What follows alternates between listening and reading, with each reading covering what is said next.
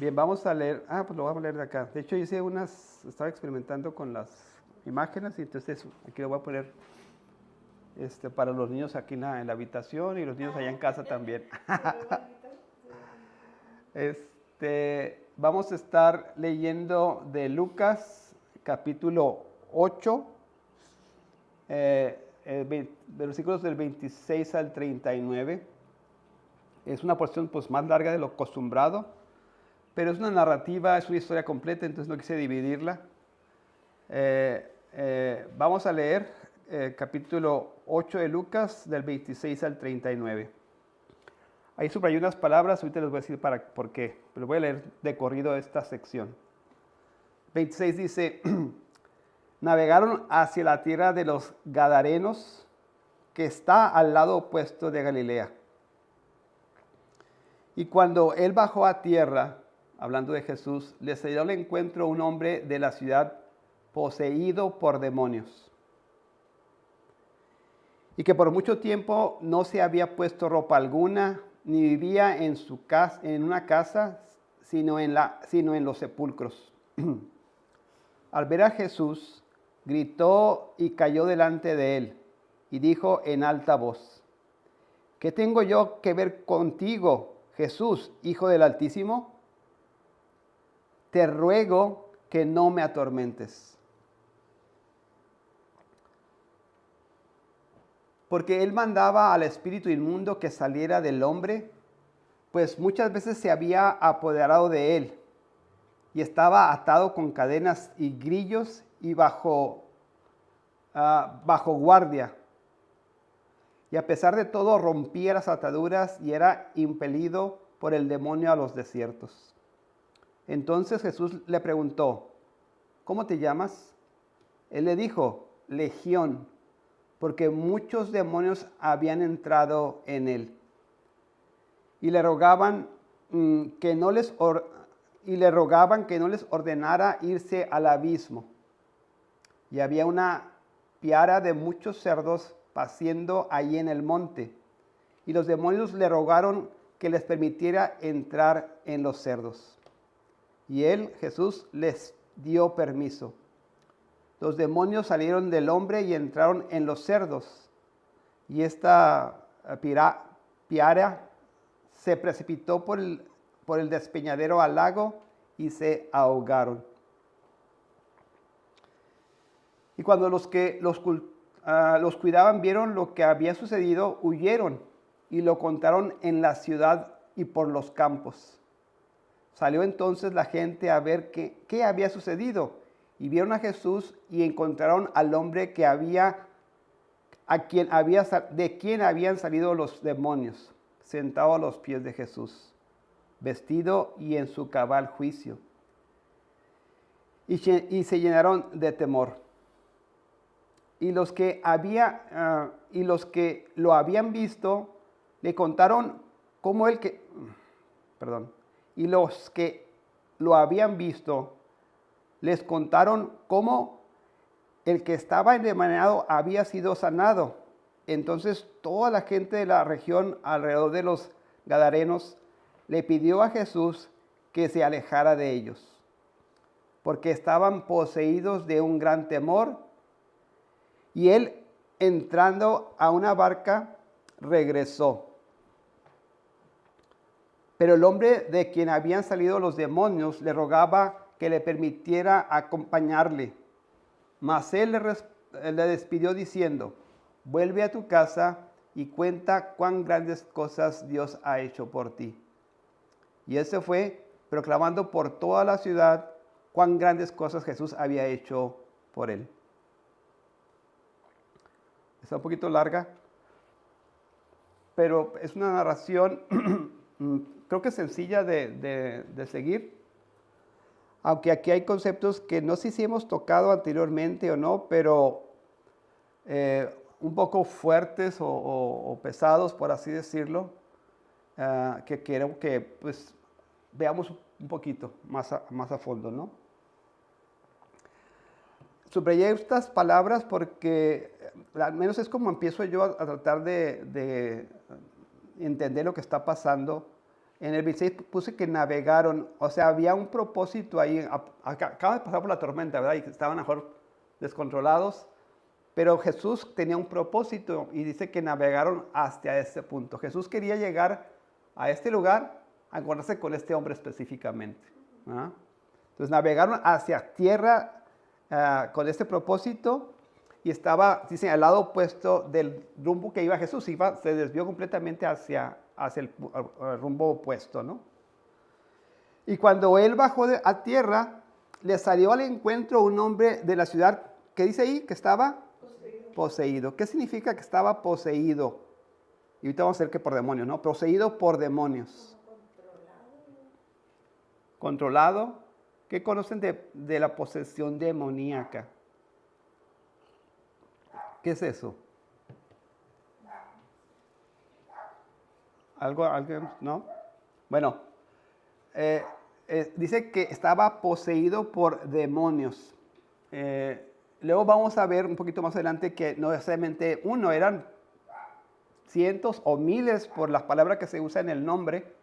Se puede asumir que había miles de demonios habitando en este hombre. En términos muy, muy sencillos, ¿verdad? Bueno, antes que eso, ¿qué es un demonio?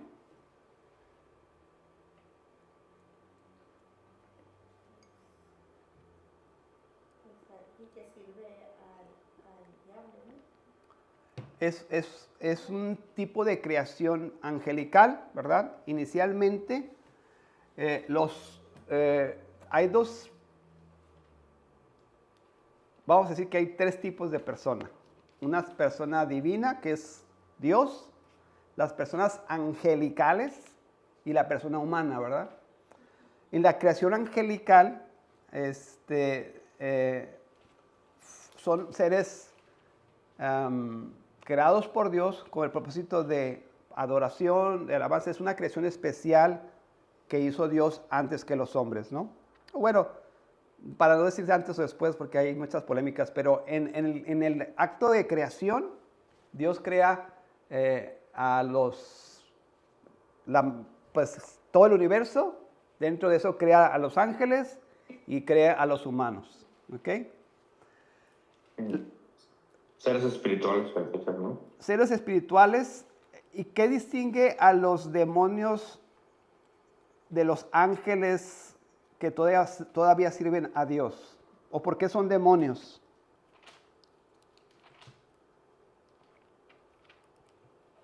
Porque se rebelaron contra Dios, ¿no? Ok, sí. Debe haber un punto entre la creación de Génesis 1 y Génesis 3. Génesis 3 es donde Satanás tienta a Eva. ¿Sí se ubican más o menos ahí? Sí. Entonces, Génesis 1, donde es la creación, la narración de la creación, aunque no habla específicamente de los ángeles, se deduce o se intuye, ¿verdad? Porque es una creación que en ese periodo fueron creados los ángeles.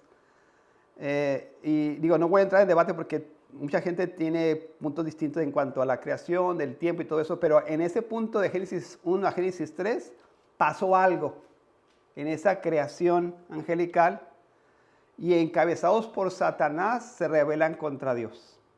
¿Ok? ¿Por qué sabemos eso? Porque Satanás aparece en el capítulo 3 de Génesis ya como Satanás, como un demonio. Entonces, del punto en que Dios dijo que la creación era buena y que todo lo que había hecho era bueno, pasa algo para cuando el capítulo 3 empieza a ver este personaje de Satanás, ¿no? Entonces, los demonios son parte de la creación angelical y ellos se rebelaron contra Dios. Dice Isabel, ahorita vamos a ver algunos textos que hablan de eso, y no pecaron contra Dios y fueron destituidos de la presencia de Dios. Fueron lanzados de su estado original a este estado de demonios, ¿no? Lo dice, entonces poseídos. Entonces lo que sucede aquí es que un espíritu toma control literalmente, del cuerpo de una persona. Esto puede ser tan grave como trastorno mental o al extremo, ¿verdad?, de controlar el cuerpo de la persona. Esto es, yo no soy experto en esto, son temas complicados, pero vemos en este pasaje a un hombre que había sido poseído no por uno, por miles de demonios, y ellos no solamente lo despojan de su dignidad como persona, dice que estaba desnudo, que no usaba ropa, que estaba fuera de su casa, y le daban fuerza sobrenatural, rompía las cadenas, rompía las ataduras. Entonces, ese tipo de cosas sucede en estos eventos de posesión demoníaca. ¿Okay? Vamos a seguir leyendo. Y salió al encuentro un hombre de la ciudad poseído por demonios, y que por mucho tiempo, dice, no se había puesto ropa alguna. Esto es parte del objetivo de Satanás, destruir la dignidad humana, destruir toda la semejanza que el humano tiene de Dios, aplastarla, destruirlo, ¿verdad? Satanás no puede atacar a Dios, no puede enfrentar a Dios, entonces enfrenta a los hombres para denigrar, para aplastar la imagen de Dios, ¿no? Y que por mucho tiempo no se había puesto ropa alguna, ni vivía en una casa. Esto quiere decir, lo más probable, pues que sí, antes de que pasara esto en su vida, tenía casa, ¿verdad? Probablemente familia, y este evento lo saca de ese círculo. Ya no está en su casa, ha perdido contacto con la familia o sus amigos o sus cercanos, porque estaba pues en una zona de sepulcros, dice, abandonado, y la gente a lo mejor ni se quería pasar por él, aterrados, a lo mejor algunos de ellos, ¿verdad? Por lo que cómo podía agredirlos. Entonces, ese es parte del objetivo de los demonios, ¿verdad? Denigrar a la persona, quitarle su dignidad. Aquí dice entonces que no vivía en casa, sino en los sepulcros. 28. Al ver a Jesús, gritó y cayó delante de él, y dijo a alta voz: ¿qué tengo yo que ver contigo, Jesús, Hijo del Altísimo? Podemos ver que esta creación angelical, podemos derivar muchas cosas, ¿verdad? Tienen conocimiento, tienen inteligencia, pueden razonar, reconocen a Jesús, saben quién es, ¿verdad? Dicen que es el Hijo del Altísimo. Y luego dicen: te ruego que no me atormentes. ¿Por qué creen que dijeron eso? Yo creo que la santidad de Dios era demasiado. O sea, sí, por ejemplo, para Pedro, que estuvo frente a Cristo y pudo en su mente humana reconocer que el que estaba enfrente de él no era digno. O sea, un demonio ahora que tiene la santidad de Dios enfrente, que yo creo que era demasiado. O sea, no. Y creo que también tiene que ver con la autoridad que representa. ¿Por qué? Porque ellos lo reconocen, el título de Hijo del Altísimo. Y ahorita vamos a ver otro contexto de los pasajes para poder entender un poquito mejor esto, pero ellos hacen una súplica, un ruego, dice, para que no sean atormentados.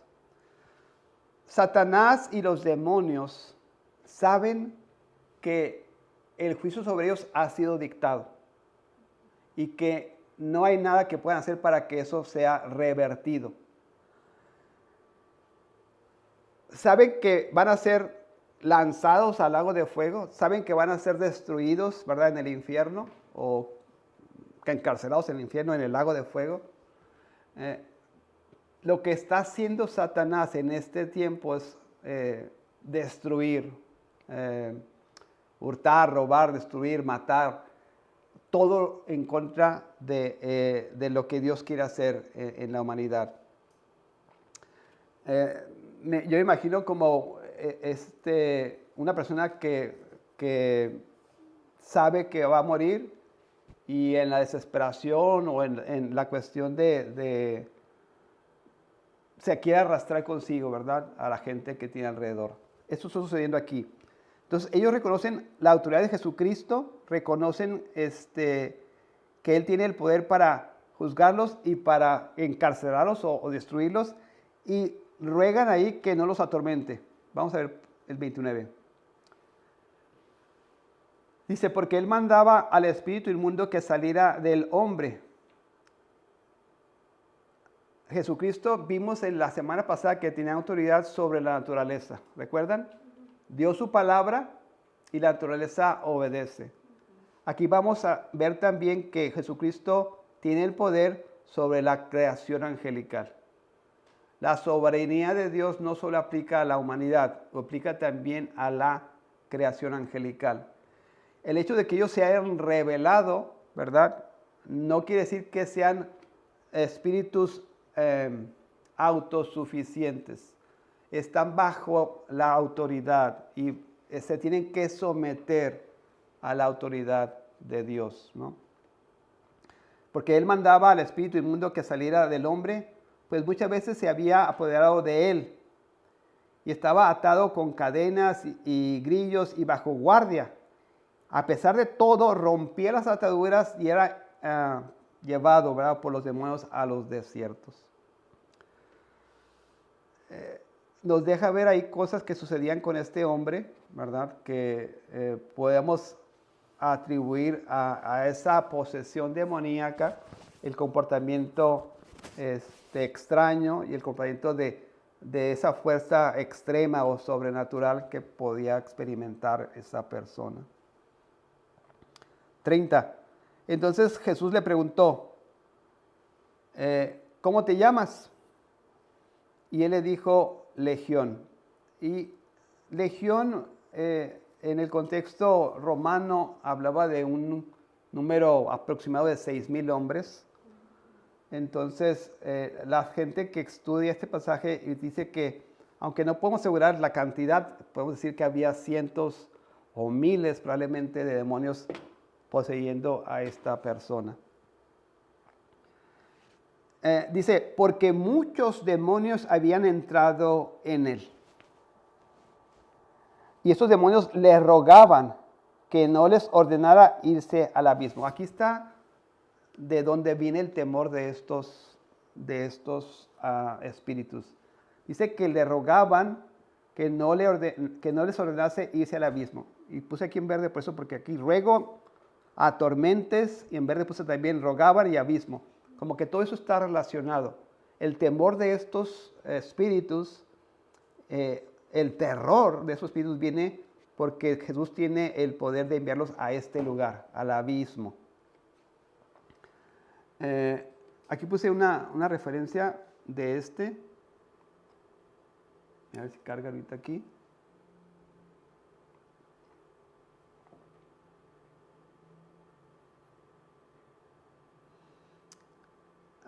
En pocas palabras, en el contexto de los judíos, la palabra abismo simplemente significa un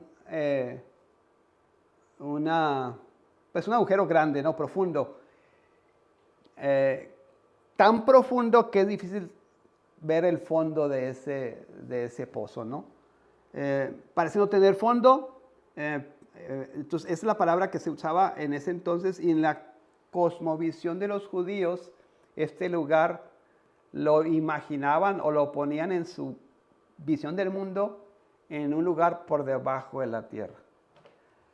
Muchos de los que estuve yo leyendo hablan de un abismo como debajo del mar o un abismo debajo de la tierra. Algún tipo de lugar físico, eso es lo que ellos plantean, donde estaban como que la prisión de estos de estos espíritus.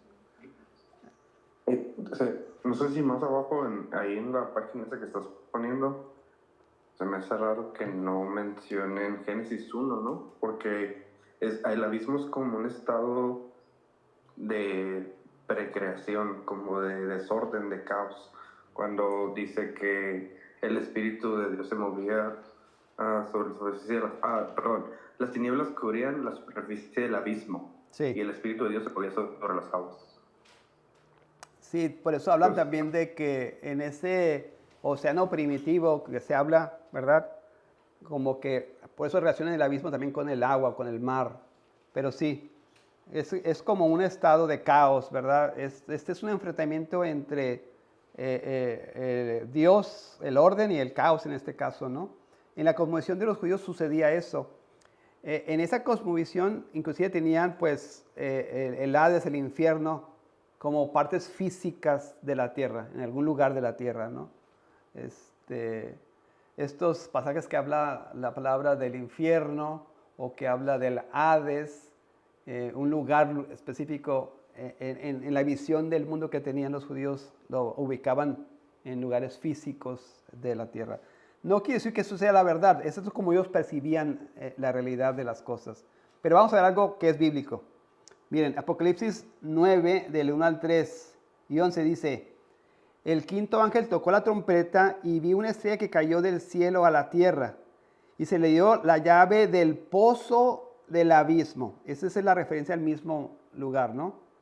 Y abrió el pozo del abismo y subió humo del pozo como humo de un gran horno. Y se oscureció el sol y el aire por el humo del pozo. Y del humo salieron langostas sobre la tierra y se les dio poder. Esas langostas, pues es como una imagen de los demonios. Se les dio poder, como tienen poder los escorpiones de la tierra. Y tienen por rey sobre ellos el ángel del abismo, cuyo nombre es en hebreo Abedón y en griego Apolión. Entonces, es un tipo de imagen ahí de este pozo. Apocalipsis 11:7 dice: cuando hayan acabado su testimonio, la bestia que sube del abismo, ¿verdad?, hará guerra contra ellos y los vencerá y los matará. Otra vez esa referencia al abismo, ¿no?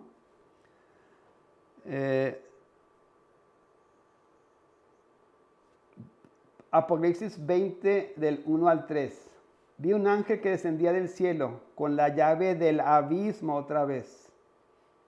Como que esta es una prisión, es lo que está como que la imagen que se presenta en muchas partes de la Biblia. Como que ahí están aprisionados una porción de los ángeles que se rebelaron contra Dios. Y estos ángeles que estaban sueltos, ¿verdad?, no querían que fueran lanzados a ese lugar de prisión. Y ese era el temor que estaban experimentando. Dice: vi un ángel que descendía del cielo con la llave del abismo y una gran cadena en la mano, y prendió al dragón, la serpiente antigua, que es el diablo y Satanás, y lo ató por 1000 años. Y lo arrojó al abismo y lo encerró y puso su sello sobre él, para que no engañase más a las naciones hasta que fuese cumplido 1000 años. Entonces las imágenes ahí son como de un tipo de prisión, ¿verdad?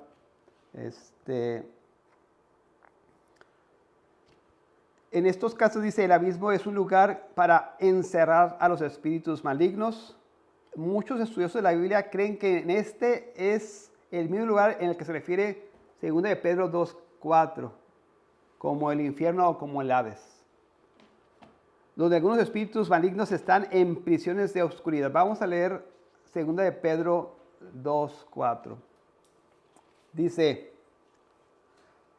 porque si Dios no perdonó a los ángeles que pecaron, esos son los demonios, ángeles que pecaron, sino que arrojándolos al infierno los entregó a prisiones de oscuridad. Esas prisiones, o sea, otra vez la imagen esta de prisión, ¿verdad?, de un lugar donde están confinados. Entregó a prisiones de oscuridad para ser reservados al juicio final. Yo sé que es un contexto muy por encima, ¿verdad?, pero es nada más para que nos demos cuenta esto, ¿de qué está hablando esto del abismo? ¿Alguna pregunta hasta aquí? Yo no sé cómo regresar. Porque los habrá dejado, o sea, porque no los habrá mandado al abismo. ¿Todos? Pues no, a los de ahí. Porque les da permiso de irse a los cerdos. Yo creo que para enseñarnos, lo que no puedo responder la pregunta así no es cierta, pero el pasaje nos quiere enseñar que Cristo tiene poder y ordena. Y ninguno de estos demonios puede hacer su voluntad independiente, o sea, no son autónomos. Obedecen a Jesucristo, están bajo autoridad de Jesucristo y no pueden, herir o no pueden, si no les es permitido por Dios. Así como vimos el ejemplo de Job, ¿no? Que para poder entrar a la vida, Satanás para poder entrar a la vida de Job pide permiso a Dios y Dios usa esa situación para edificar la vida de Job, ¿no? En el 33, o sea, ni siquiera los cerdos lo soportaron, ¿no? Se tiraron al despeñadero, ¿no? Sí, eso es lo que hacen los demonios, o sea, quieren destruir pues la vida, la creación, todo ese tipo de cosas. Entonces, al expulsarlos del hombre, Jesús no permitió que ningún otro hombre fuera afectado, ¿verdad? O sea, vamos a decir que él no podía permitir que salieran de ese hombre y entraran a otro hombre, ¿cierto? Entonces, no permitió eso. Lo que hizo fue que estos demonios, los cientos, los miles, porque creo que habla como de 2000 cerdos, ¿verdad?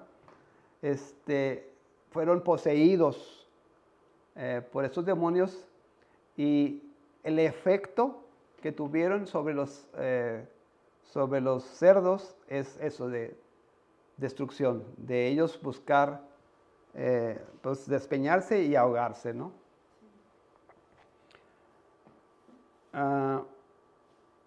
Aquí lo que quería recalcar, dice, y había la palabra no la era con piara de muchos cerdos paciendo ahí en el monte, y los demonios le rogaron que les permitiera entrar en los cerdos. O sea, ellos no podían tomar la decisión. Pidieron permiso y dice que Jesucristo les dio permiso.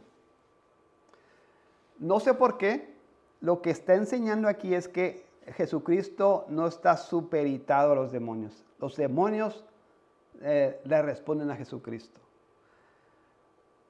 Para una persona... Sí, adelante. No, iba a decir nada más que pues esta vez nomás no era tiempo, ¿no?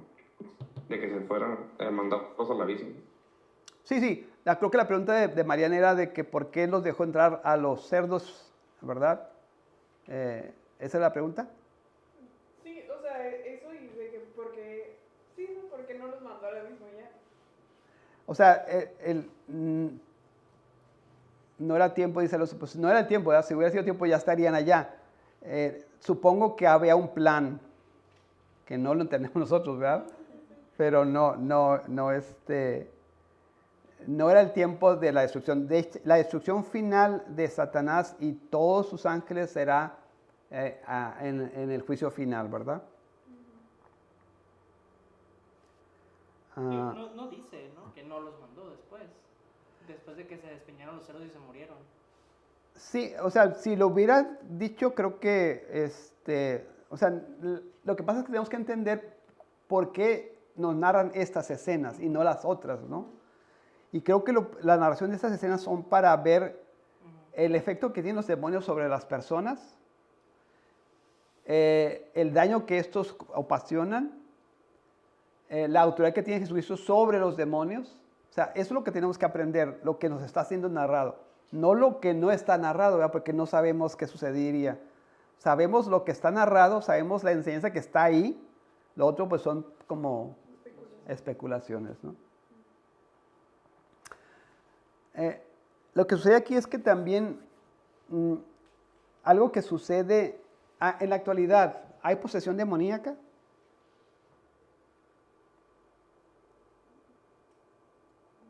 sé. O sea, yo he escuchado como sí, no, quién sabe. O sea, ¿sabes? No he escuchado ninguna postura así como. ¿Qué creen? Pues, yo digo que sí por tanto mal que hay, ¿no? Tanta maldad. Es que yo Yo siento pienso que que eso sí. es como quitarle responsabilidad al hombre de la maldad que él tiene, ¿sabes cómo? O sea, de que, es que está poseído, pues. Y no, es que es malo y es responsable, ¿sabes cómo? Sí. Después de la cruz no hay, ¿no? Dime por qué. Mm, O preguntas. es que esa es como mi idea, como de, no sé si la puedo fundamentar ahorita, pero ese es como que el concepto que tenía, que después de la cruz, siento como que ya no tienen el mismo poder que tenían antes de la cruz, no sé. Ese es como el concepto que tengo. Sí, sí. Sí hay algo de eso. Sí, la Biblia deja de narrar estos eventos. O sea, esto sucede durante el ministerio de Jesucristo y creo que tiene propósito, ¿verdad? Como los milagros y todo esto que sabemos que tienen un propósito de enseñarnos que Cristo tiene poder sobre los espíritus, ¿verdad? Que gobierna aún esta realidad. Después de Jesucristo en la cruz sí hay posesiones durante el proceso de los apóstoles. Entonces, creo que lo que dice Alonso tiene sentido, pero no es inmediatamente después de la cruz. Es en un proceso apostólico, vamos a decirlo así, porque sucede todavía posesiones después de la cruz. Lo que sí creo, y tampoco tengo un fundamento, ¿verdad? Porque la Biblia lo único que hace es dejar de narrar estos eventos. No hay en las epístolas más eventos, al menos tan frecuentes como lo vemos en el ministerio de Jesucristo. Creo que al que Cristo haya vencido a los demonios en la cruz, ¿verdad? Pues les roba de su poder. No les roba de su poder, no es la palabra. Les quita, les restituye. Despoja, sí. Entonces, la Biblia es clara cuando dice que Jesucristo venció a Satanás y venció a los demonios en la cruz. Lo que sí creo es que, aunque no vemos manifestaciones tan frecuentes, hay personas en la actualidad que experimentan con estas fuerzas, que interactúan con estas fuerzas, que interactúan en cosas que prohíbe la Biblia, ¿verdad? Sesiones espiritistas, adoración satánica. O sea, hay cosas extremas, ¿verdad? Que no estamos nosotros en esas esferas, pero Satanás y los demonios siguen obrando sobre las personas. Dicho eso, Satanás y los demonios no pueden poseer a una persona que es salva, a un hijo de Dios. No puede un demonio, ni siquiera Satanás, poseer a un hijo de Dios. Vemos en la Biblia casos como Pablo, por ejemplo, que fue agobiado, ¿verdad?, por un mensajero de Satanás.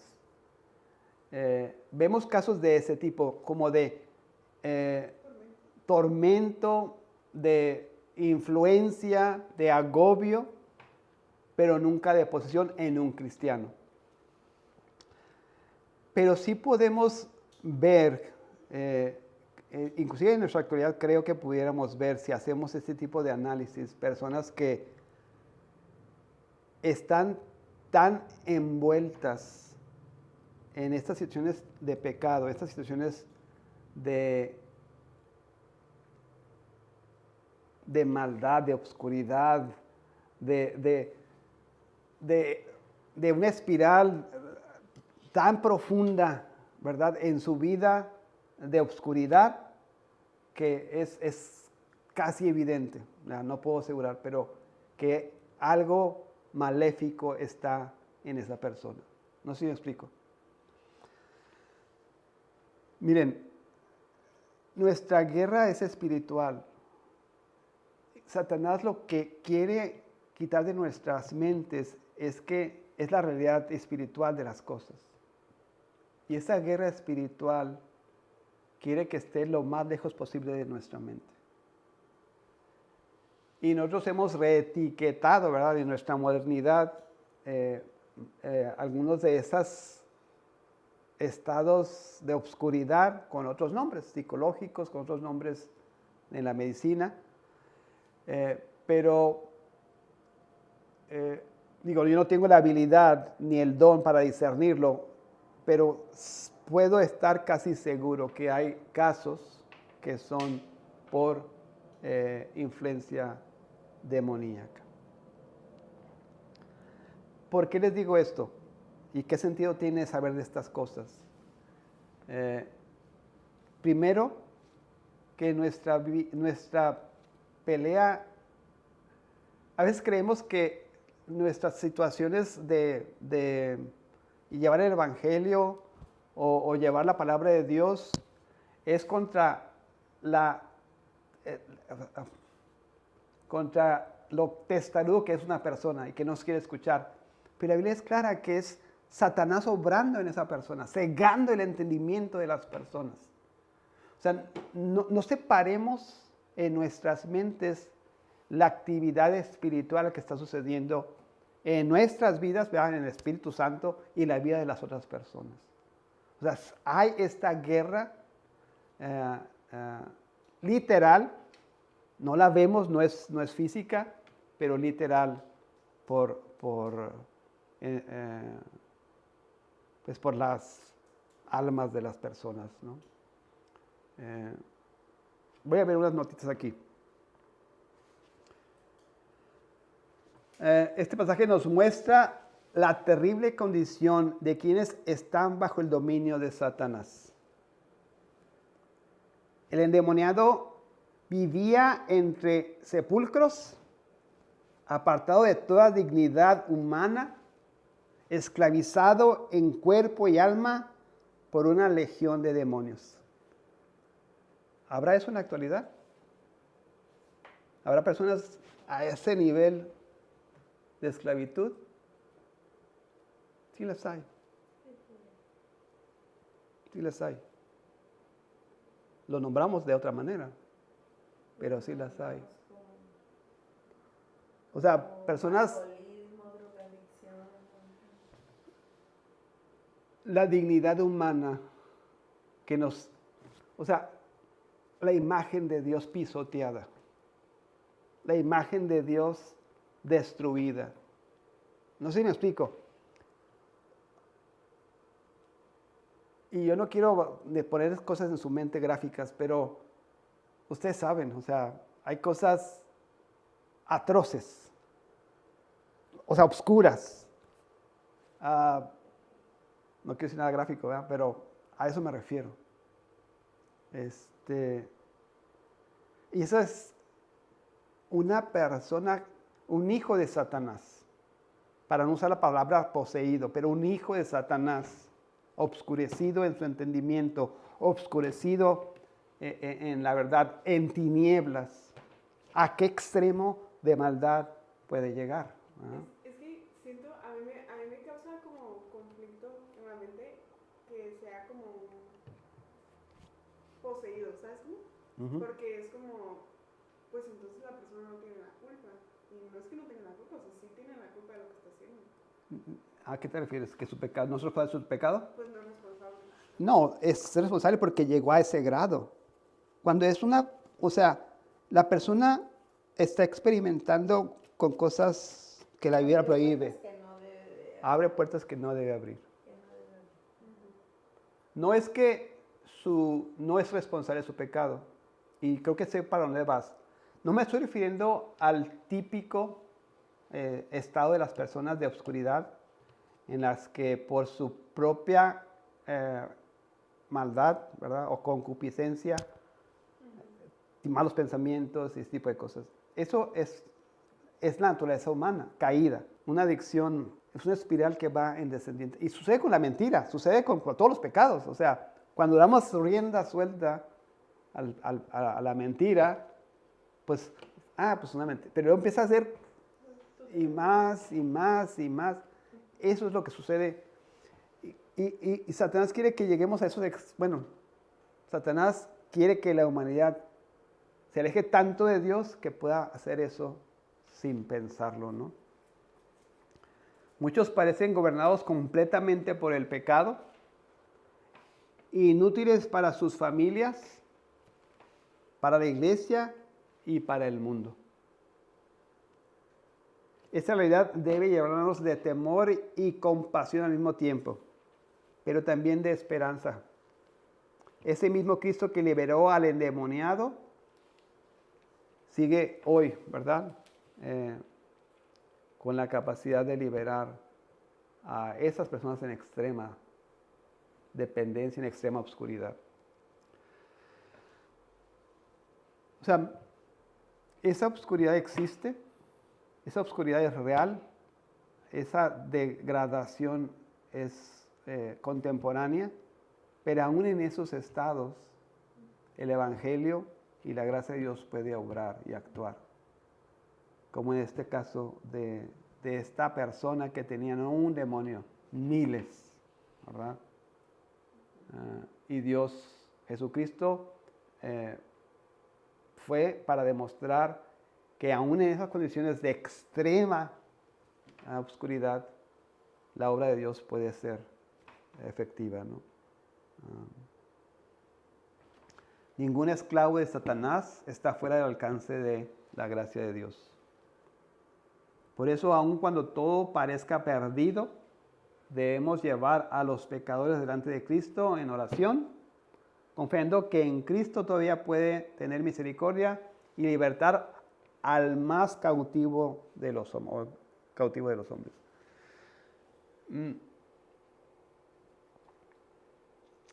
No sé si a veces perdemos esperanza y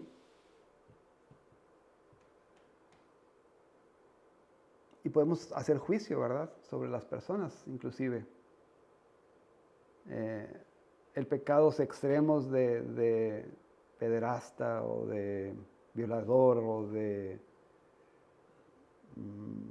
no sé, lo peor que puedas imaginar. Y nosotros tendemos a, no, pues esa persona es como, no, ¿cómo puede ser? Creo que el Señor nos quiere enseñar que aún en cuestiones tan extremas, tan alejadas, tan degradantes, hay salvación y puede haber rescate. Nosotros en nuestras mentes y en nuestras realidades y los círculos que nos desenvolvemos, calificamos los pecados como grandes y pequeños. Pero pues en realidad ante Dios, nuestro pecado de mentira es tan denigrante como el de pederasta o el de violador, ¿no? Entonces, somos merecedores de la ira de Dios y al mismo tiempo nos agradamos o reconocemos que la gracia de Dios ha obrado sobre nosotros y esa misma gracia puede obrar sobre estas personas en extrema oscuridad. Nunca perdamos la esperanza, ¿no?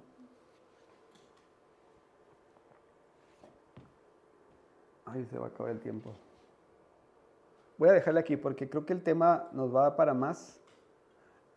Creo que tengo aquí un poquito más de contexto en cuanto a este tema. Creo que nunca lo habíamos abordado así a detalle. Pero quiero hablar un poquito más de cómo podemos hacer frente a estas situaciones, cómo podemos hacernos conscientes de que esta realidad existe, aún en nuestra modernidad, cómo Satanás tiene esas estrategias de destrucción contra el hombre, contra la mujer. Y bueno, vamos a ver inclusive qué armas podemos usar para enfrentar estas situaciones. ¿Okay? ¿Alguna pregunta, algún comentario antes de terminar?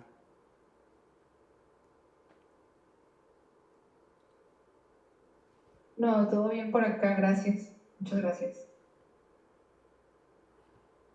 Nada de preguntas. Lean un poquito. Creo que el tema no lo tocamos tan a menudo. Es un tema complicado, lo entiendo, lo comprendo, pero no es un tema ajeno a la Biblia. Entonces, vamos leyendo un poquito, vamos investigando algunos de los pasajes. Si leen nuevamente Lucas y ven una referencia cruzada, van a encontrar muchos pasajes de este tema. Voy a intentar la siguiente semana hablar un poquito de los ángeles, de su naturaleza, de cómo es que cayeron, cuál es el destino que estos tienen, de cómo Satanás ataca a los hombres y cómo podemos defender o hacer la batalla espiritual contra Satanás. ¿Okay? Vamos a orar entonces. Señor, te doy gracias y te ruego, Señor, que nos hagas conscientes y estemos atentos a estas estrategias malvadas, Señor, pervertidas de nuestro enemigo espiritual. Te rogamos que tú protejas, Señor, nuestras vidas de toda acechanza maligna, de toda acechanza de Satanás. En eso confiamos, Señor, que tú estás guardando nuestro caminar. Pero te rogamos también, Señor, por todas aquellas personas que están bajo esta influencia, que están en el reino de la oscuridad, Señor, en el reino de Satanás. Que podamos ser instrumentos, Señor, para llevar luz a aquellas personas que lo necesitan. Entendemos, Señor, que solamente hay dos reinos, el reino de la luz y el reino de la oscuridad. Todo aquel que está en contra de la luz es de Satanás, es del diablo. Ayúdanos pues a llevar esta luz, la luz de tu palabra, la luz del evangelio, que tu palabra sea que ilumine, que rompa esas cadenas, Señor, de esclavitud, de pecado, de degradación, Señor, de adicción, de depresión, de todas estas maldades y cosas que la gente experimenta, que vive, Señor. Que sea tú obrando, Señor, en estas vidas de miseria y que puedan ver en ti, Señor, la luz, la felicidad, la paz, el gozo, que es vivir, Señor, en tu reino, que es vivir en tu palabra, que es vivir siguiendo tus preceptos, tus caminos, tu enseñanza, Señor. Que tu luz pues brille en estas personas. Déjanos ser de influencia positiva, Señor, en los círculos en los que nos desenvolvemos. Que podamos, por medio de tu palabra, Señor, por medio de tu espíritu, arrancar, Señor, de este reino a estas personas, Señor. A uno más, Señor, a uno más. Te rogamos, pues, en nombre de Cristo Jesús. Amén.